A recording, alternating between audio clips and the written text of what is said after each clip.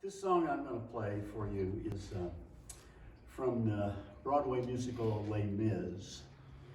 And as you probably know, the story is about, it's a love story and during the French Revolution.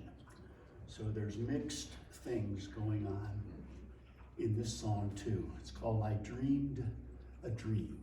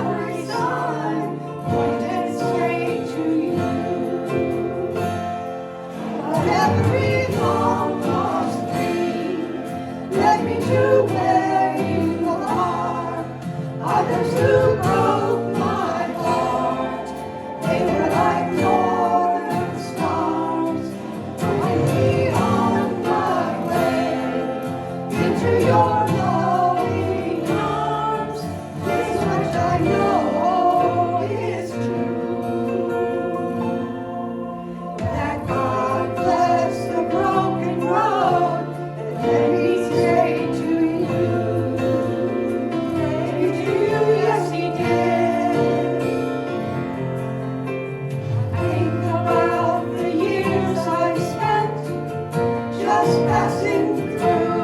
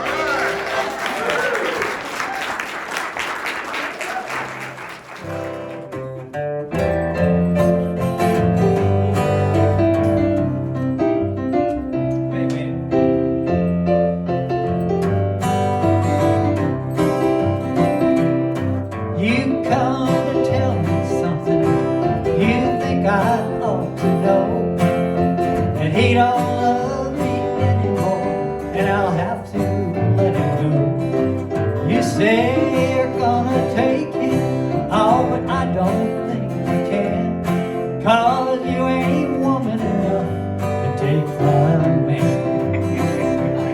Sometimes a man's caught looking at things that he don't need. That's right.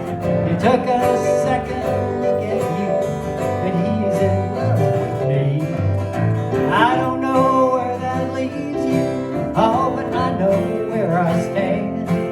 And you ain't woman enough to take my man. Now you can help on this. Women like you, they're a dime a dozen. You can buy them anywhere. For you to get to him, I'll have to move over, and I'm gonna stand right here. It'll be over my dead body, so get out while you can, 'cause you ain't woman enough to take my man.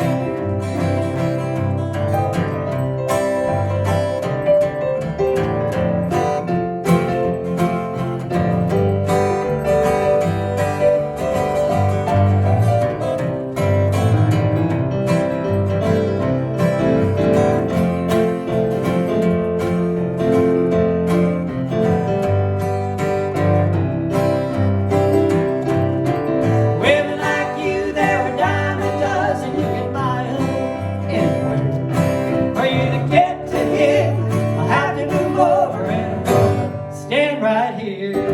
It'll be over my dead body, so get out while you can, 'cause you ain't woman enough to take my man. No, you ain't woman enough to take my man.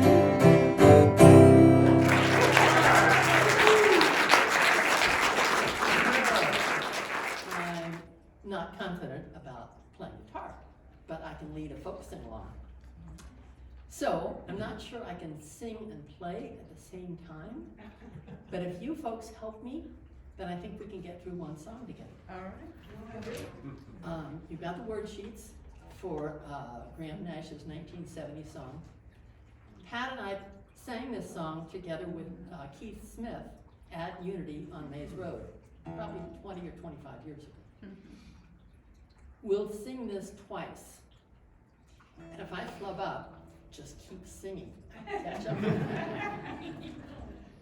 So there was this little thing that I was going to do that was real clever, kind of like that noodling thing that real guitarists do. You know,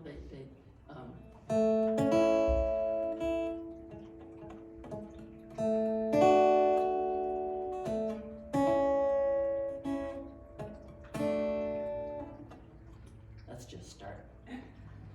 You who are on the road must have a hope that you can live by, and so become yourself, because the past is just goodbye. Teach your children well that fathers have, they'll slowly go by, and feed them on your dreams, the one they miss, the one you'll know by. Don't you ever ask them why, if they told you you would cry, so just look at them and sigh, and know they love you. And you of tender years can know the fears that your elders grew by. So please help them with your youth. They seek the truth before they can die.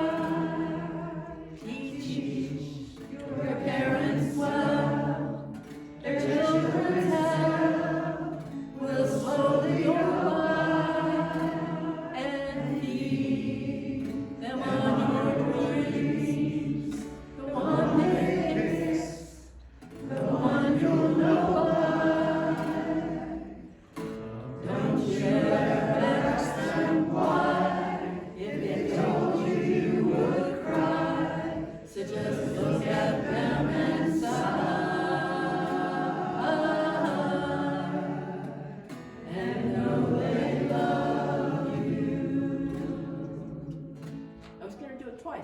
twice? You don't have to do it twice. Want to do it twice? Okay, we're kind of warmed up now.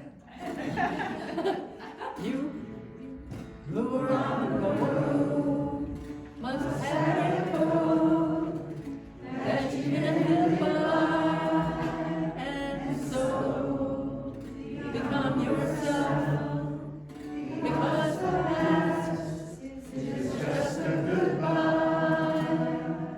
Teach your children well, their father's help will slowly go by, and feed them on your dreams, the one they fix, the one you'll know by. Don't you ever ask them why, if they told you you would cry, so just look at them and sigh.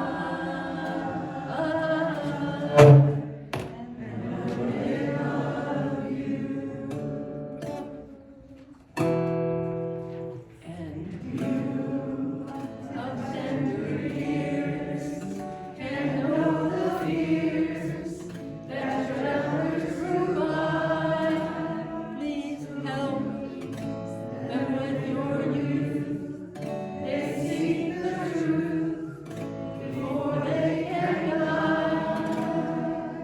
Teach your parents well, their children's help will slowly go by, and feed them on your dreams, the one they fix, the one you'll know by.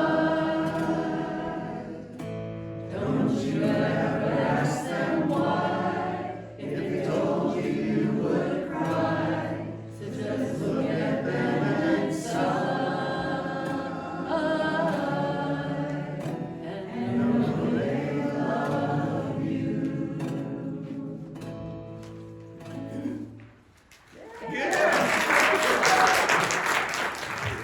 There we go. I got lazy. I didn't memorize the words this time.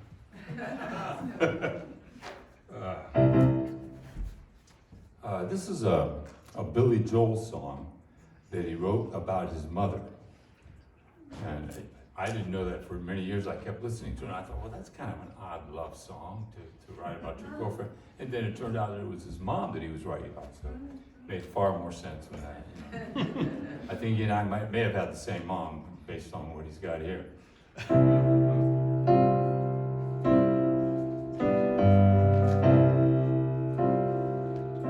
She can kill with a smile, she can wound with her eyes, she can ruin your faith with her casual lies. She only reveals what you want you to see. She hides like a child, but she's always a woman to me. She can lead you to love, she can take you or leave you. She can ask for the truth, but she'll never believe you. She'll take what you give her, as long as it's free. Yeah, she steals like a thief, but she's always a woman to me. Oh, she takes care of herself. She can wait if she wants. She's ahead of her time. Oh, and she never gives out, and she never gives in. She just changes her mind. She'll promise you more than the Garden of Eden, and then she'll carelessly cut you and laugh while you're bleeding. But she'll bring out the best and the worst you can be. Blame it all on yourself, 'cause she's always a woman to me.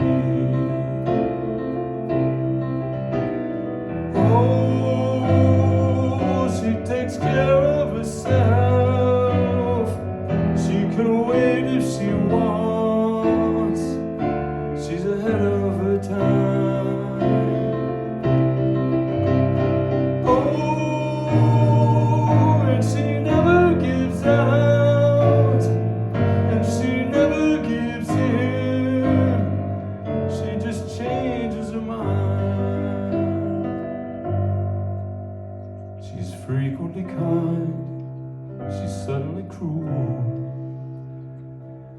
She can do as she pleases, she's nobody's fool.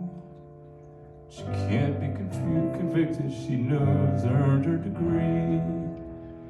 And the most that she'll do is throw shadows at you. But she's always a woman to me.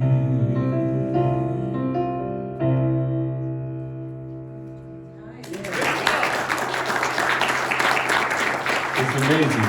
The words are right in front of you and you still screw them up. It's just amazing. Well, this is actually the first of a new series of essays I've been writing. And what I do is I think of the essay and then I find the art that will illustrate it. So as you can see here, this is a picture of an antique shop, and that's what the title of the essay is. On an impulse, I push open the heavy door to the shop in downtown Syracuse. The scent of dusk mingles with faint whiffs of lavender sachets. On a dark mahogany table, floral china dinner plates patiently wait for steaming chicken and biscuits with preserves. Faded linen tablecloths pressed long ago drape a nearby rack. Hobnail glass and ceramic Art Deco vases settle uneasily among the shelves, incomplete without fresh roses or wildflowers. Browsing further along the crowded aisles, I come across a hat box from the once high-end Addis store, a hand-painted toll tray, slightly dented, and an amber-pressed glass dish that could have belonged to my grandmother. Now I'm in the back of the store. I open the lid, I open the lid of a graceful but tarnished silver pot, detecting a whiff of tea. It begins to hum. At first, I think it's the air conditioning, but no, the nearby personified antiques suddenly vibrate and murmur among the shelves. Louder and louder, they shout to be heard, a cacophony of voices set free. Alone among the dispossessed objects, I strain to decipher snatches of sentences, but they're incoherent. My heart races. If I don't get out of here, I'll be sucked into the past. Through the pleading wails of agitated knickknacks, I dash to the front door, yank it open, and slam it shut before the unleashed voices follow me. On the sidewalk, I gasp for air. Passerbys pay no attention, but I'm as rattled as a rickety chair, even though I'm only 45. All is quiet along the shabby storefronts of once vibrant Salina Street. I chalk up the midlife episode to stress brought on by an impending move out of state from my hometown. You know, it's strange though. Years later, I still hear the antique sigh with relief every time I uncover forgotten family stories of foreclosures, fires, and feuds. That's it.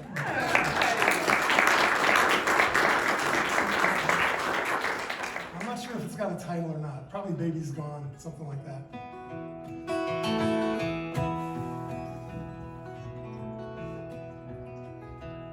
Some of the men will relate to some of the things in here. Well, every now and then my baby leaves me. She's got somewhere else she's got to be. Though I miss her so, you can believe me. There's things that I can do when I am free.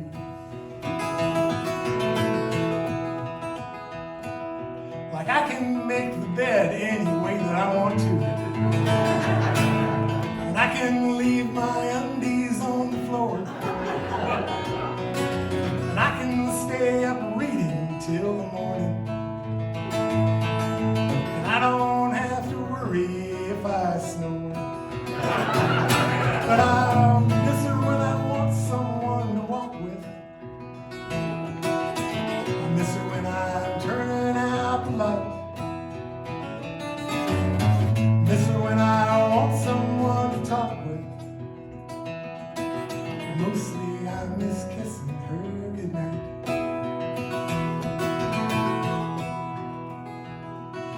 Well, I can change the channels any which way. I don't have to worry how I behave. I can wear the t-shirt I wore yesterday. My cat doesn't care if I don't shave.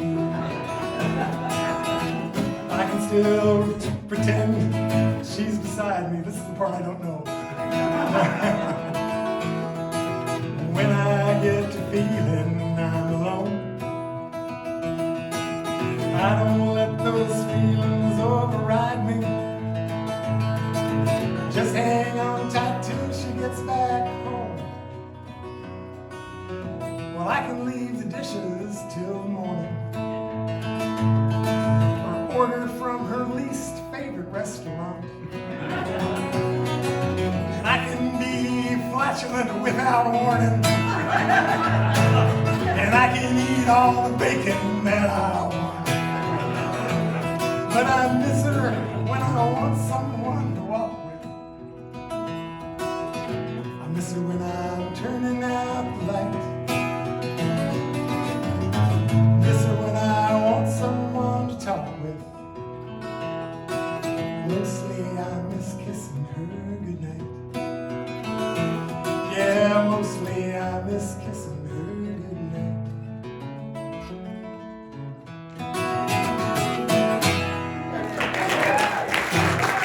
you.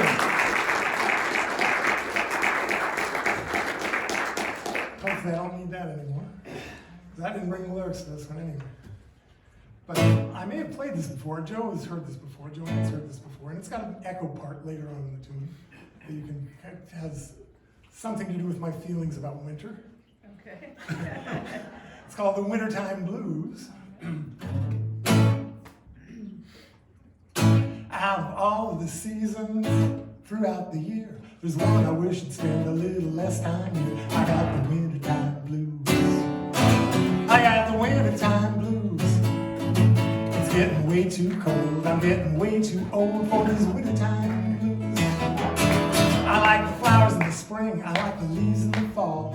I like the summer when I don't wear anything at all. I got the wintertime blues. Yeah, the wintertime blues. I want to see sunlight that is nice and bright without these wintertime blues.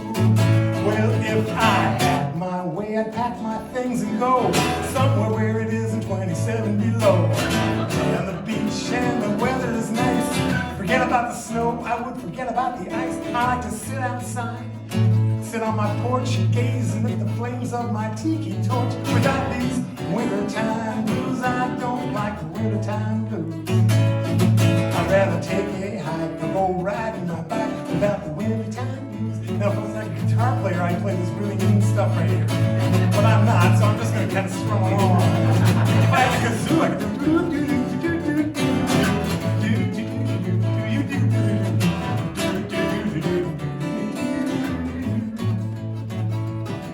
looking out of my window at the blowing snow makes me glad I got somewhere warm to go. Without the wintertime blues. Don't like the wintertime blues. I'd rather ride my bike or go take a hike without the wintertime blues. Well, if I had my way, I'd pack my things and go somewhere where it isn't 27 below. I'd lay on the beach with my toes in the sand, listen to the music of a steel drum band. I'm tired of my boots, I'm tired of my coat, wishing I was sitting on some big old cruise boat without the wintertime blues. Don't like these wintertime blues. It's getting way too cold, I'm getting way too old for the wintertime blues. Here's the echo part. I got the wintertime blues. I got the wintertime blues. I got the wintertime blues. I got the wintertime blues. I got the wintertime blues. I got the wintertime blues, and I'm just waiting for spring to come.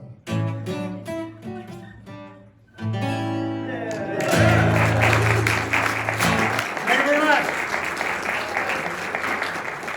So what I'm going to read for you tonight is from my new novel, Love, which is publishing on December 15th. Hey. Love is the story of Ed Gideon, and Ed is a late 40s widower. He lost his wife in a drunk driving accident while they were celebrating their 25th wedding anniversary.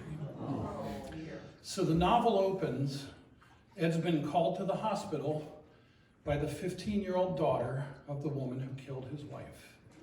Her mom has overdosed, committed suicide, and she just wants to express her sorrow to Ed for everything that happened. And that takes Ed into this life of dealing with the grief he hasn't dealt with and the grief his kids haven't dealt with, and trying to figure out what it means to love. The title of the book is Love. What I'm going to read from comes about a third of the way into the book, and it is the reader's first introduction to really the pivotal character in the novel. Without this character, nothing else would have happened. So if you enjoy it and you want to read the book, I've got a flyer back in the corner. You can get a 15% discount if you pre-order it. Right. So if you don't, you can keep that to yourself. I don't really need to know that. So she woke slowly, the room not dark enough to remain asleep, drifting towards awareness like a drowning woman underwater who can see the sky but not quite reach it. The sun bore into her brain relentlessly, not letting her drift away, but her brain seemed absent her body. Her first thought, real thought, was that her daughter was gone, and it induced such panic that she knew she was crying, even if she didn't feel the tears on her face. Where was she? She tried to look but could not move, her body dead weight. She knew her daughter was missing, that she should be here with her, but she could not remember if her daughter was an infant or an adult. If Bobby, was Bobby dead? Andy sucked in her breath, her heart spiking, and the tears came faster, but some part of her brain roiled in protest. She would remember if Bobby were dead. Her breathing slowed as the panic ebbed. Maybe she was dead. Maybe that was why she was alone. Maybe the light was like in all those stories of people gone to heaven, but none of them said anything about it being so damn annoying. More like a train bearing down on you than anything else. Had she been hit by a train? Were the last 2 years just the dying embers of her consciousness? The fantasy that played out as she drifted towards nothingness? The train tracks had come out of nowhere, her stomach dropping as the pickup had lurched upward, the truck groaning in protest at the sudden disequilibrium. There must have been more than one set of rails because the truck bounced hard several times. Damn, Andy muttered, suddenly aware she could not see a thing. The rain was very light now, so she rolled the window down and held her cigarette out the window like a torch, laughing as she raced down the road. Damn, she repeated as the cig flew from her fingers. Where the hell were the headlights? She started feeling for the switch along the wall, laughing when her fingers ran across the air vent. This wasn't her apartment. She continued to search, feeling along the dash, until she accidentally flipped the turn signal. The blinking green arrow was mesmerizing, but suddenly she remembered. Who the hell decided you turn on your headlights with the turn signal? She wanted a switch as big around as a beer can so that she could not ever forget. She had forgotten, that was all. Who hasn't forgotten? She flipped the lights on, delighted with herself, and looked up. Something hit her in the face, a sledgehammer between the eyes, and she could feel blood trickling down her face. Her left foot was jammed behind the brake pedal, and she knew that her ankle was broken. Probably her nose, too. There was a little blue car in front of her, rolling and rolling and rolling in the air, her headlights strobing off the chrome trim around the doors.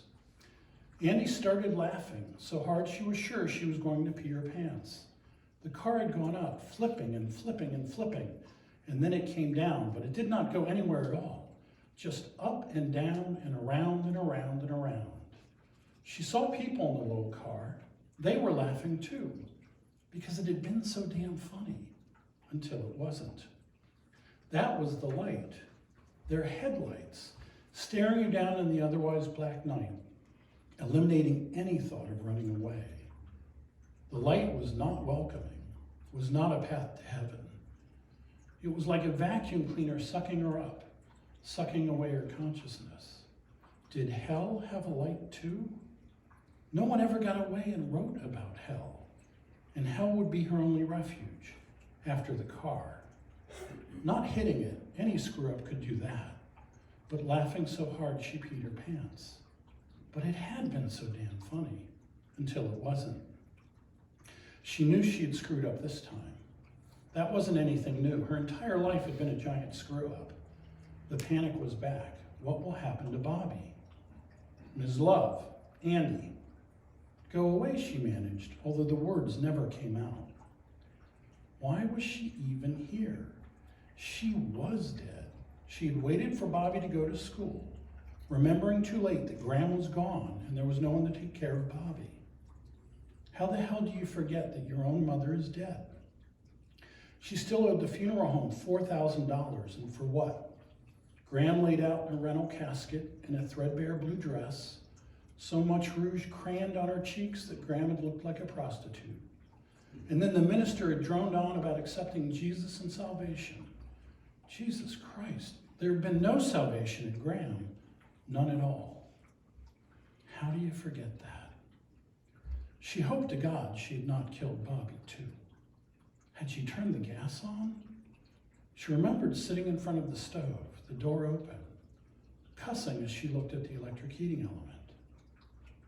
Why the hell hadn't she turned her lights on? Ms. Love, the damn light again, boring down into her brain like a train running down a car stuck on the tracks. Had there been a train that night, further down the tracks, which had distracted her? She could not remember. Couldn't remember who she'd been with or why she was so far away from home or what she'd been doing besides drinking. She'd blacked out twice in her life, the night she got pregnant and the night she killed someone. A life for a life, like they always say. The rest of the stuff she had done to herself she could remember. 15 years of degradation and humiliation and trying to prove that she was as worthless as everyone treated her. Well, she finally did it. If she thought about it long enough, really dug into the twisted alleyways of her childhood, she could pinpoint the moment her life had changed. That wasn't right. The moment her awareness had changed, and she'd become aware the game was rigged and she could never win.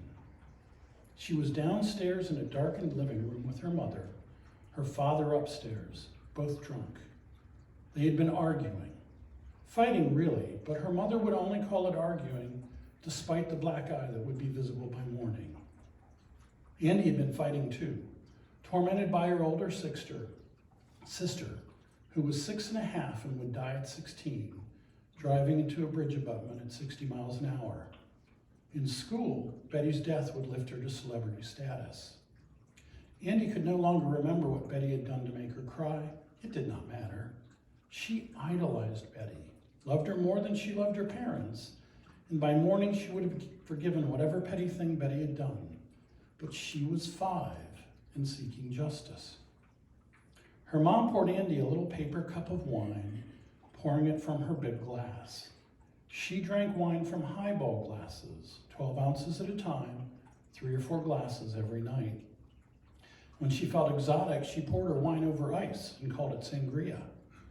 She poured Andy a Dixie cup of wine, spilling all over her lap and not noticing, and then holding a bag of frozen peas to her face, listened to Andy pour out her sense of injustice over whatever Betty had done. When she was done, her mother reached out and ruffled her hair and spoke, her voice soft and sibilant. There's just one thing you need to do, darling, and Betty won't ever bother you again. What, Mommy? There was something so special about being taken into her mother's confidence, to hear the secrets that made the universe work, to learn the esoteric code of adults. Andy leaned in closer, her chest pressing against her mother's legs, and sipped her wine, wrinkling her nose against the bitter taste. Punch her in the damn nose as hard as you can. Make her bleed. Once for sure, but if you can get 2 or 3 shots, do it. And don't wait for her to start something. Do it when she's unaware. You know, wake her up and punch her. Tell her you'll kill her if she ever touches you again. Can you do that for Mommy? Yes, Mommy, Andy said, recoiling, her heart collapsing upon itself in pure horror. Hit Betty? Not on your life. Betty was more godlike than God. Betty could beat her to death and Andy would not raise a finger to defend herself. Andy felt this sudden emptiness in her soul, burned there by the awful realization that this woman, beaten by her drunken husband, unable or unwilling to defend herself, would order Andy to do what she could not. She knew now, as an adult, that Graham was a hypocrite. At 5, all she knew was that sense of horror a hypocrite spawned. Her mother was full of crap. She would never be a place of refuge again because she was a liar, a drunk, and a bully. And Andy had not called her mother out, had not said, "You're wrong, you lie," or even, "How can you say this to me?" Andy was just the same. From that night on, it was game over. Andy was nothing and she knew it.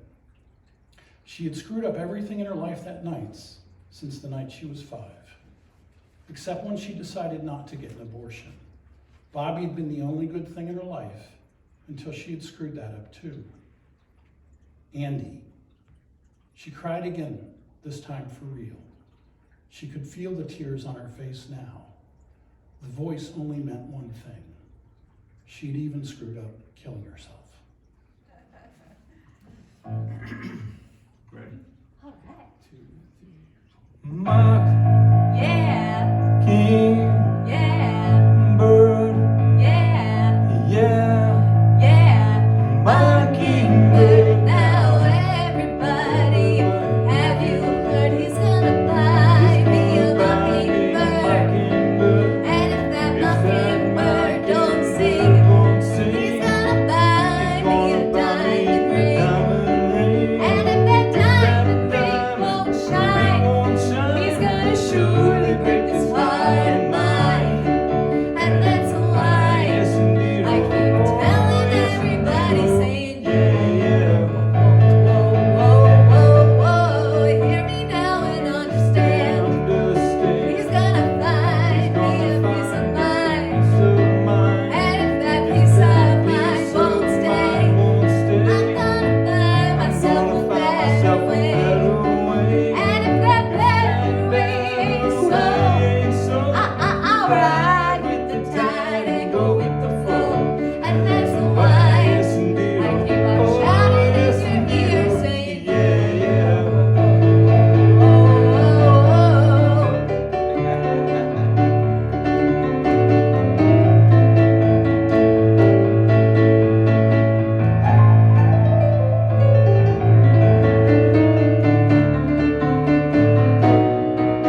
Well, now everybody, have you heard? She's gonna buy me a mockingbird. If that mockingbird don't sing, she's gonna buy me a diamond ring. And if that diamond ring won't shine, it's surely break this heart of mine. And that's the reason why I keep on telling everybody, saying, yeah. Listen now, understand. She's gonna find me a peace of mind. And if that peace of mind won't stay, I'm gonna give myself a better way. I might rise above, I might go below, ride with the tide and go with the flow. And that's the reason why I keep on shouting in your ears now. No, no, no, no, no, no, no.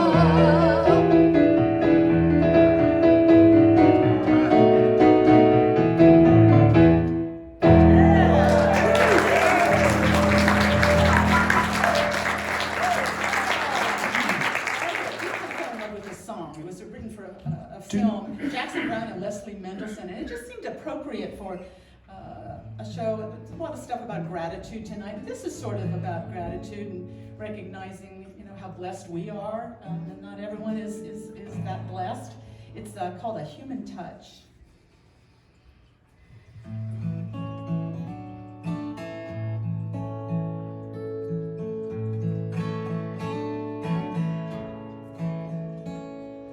You can call it a decision. I say it's how we're made. There's no point in shouting from your island about all the dues you pay. There will always be heartache. There will always be pain. But because of it, there'll always be love, and love we know it will remain. Everybody gets lonely, feels like it's all too much, reaches out for some connection, or maybe just their own reflection.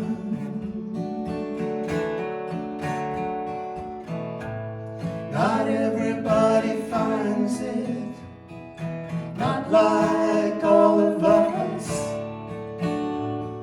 Sometimes all anybody needs is a human touch.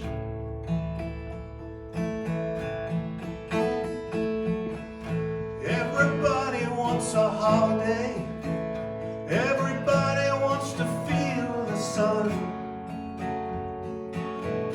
Get outside and run around, live like they're forever young.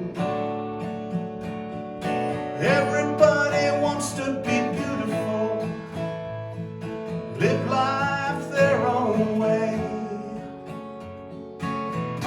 No one ever wants to let it go, no matter what they do or say.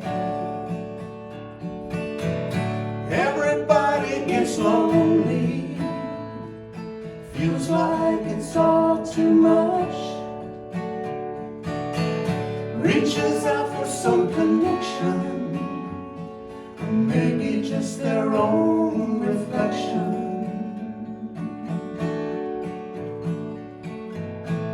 Not everybody finds it, not like all of us. Sometimes all anybody needs is a human touch. Sometimes all anybody needs is a human touch.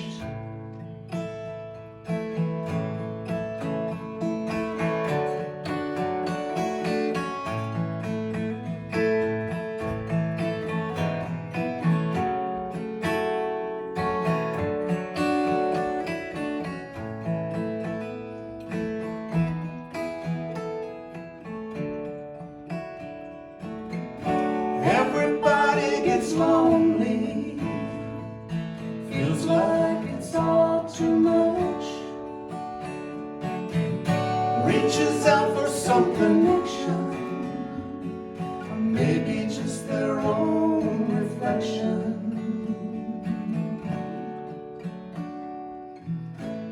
Not everybody finds it, not like all of us. Sometimes all anybody needs is a human touch. Sometimes all anybody needs is a human touch.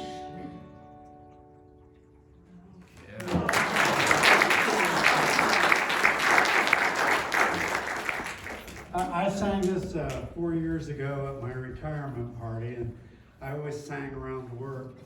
I tell people I sing for my own pleasure, and I'm amazed and really delighted how many people agree with me. This song is written by Mike Cross. It's called The Farewell Toast. So thanks to Val for a suggestion. I'm just going to use the wine glass. It's empty. Okay, without further ado,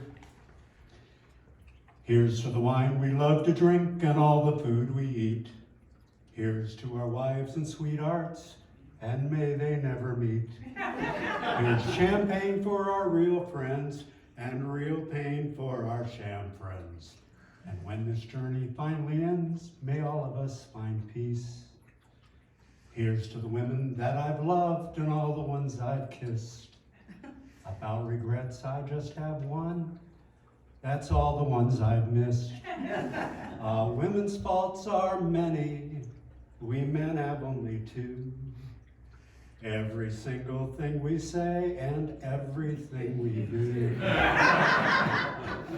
I wish you health, I wish you wealth and happiness galore. I wish you heaven when you die, what could I wish you more?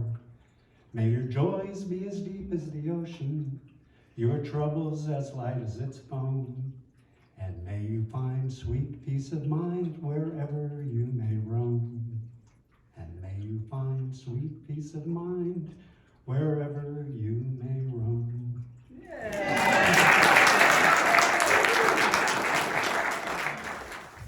Well, when I found out that Dick was going to sing a drinking song, I thought I would share a amusing little poem with you about a man who drank a little too much. One night in late October, when I was far from sober, returning with my low and manly pride, my feet began to stutter, so I lay down in the gutter, and a pig came near and lay down by my side. A woman passing by was heard to say, "You can tell a man who boozes by the company he chooses." And the pig got up and slowly walked away.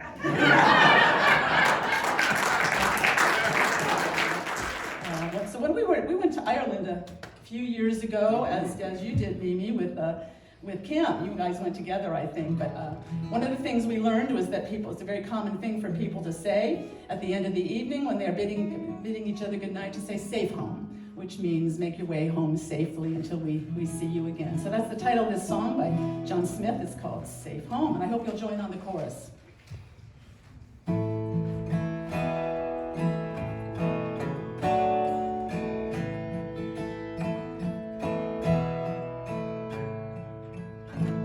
We've come through the valleys, we've come through the fields, crossed over rivers to find ourselves here.